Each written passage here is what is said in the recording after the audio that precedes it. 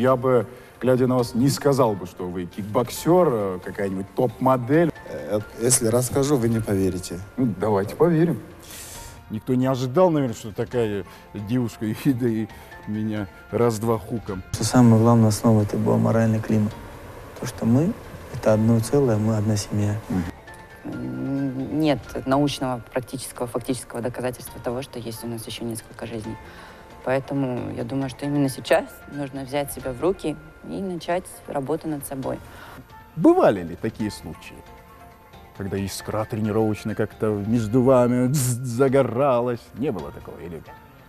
Вот честно скажите, вот не надо, достань тут мне, подмигивает, я шучу, конечно. Я работал в таком большом ресторане, где я работал котломойщиком. Котломойщиком? Да, это значит, я посуду мыл.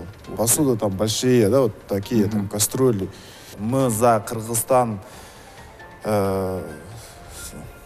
кровью, потом, и надо будет в жизни, да.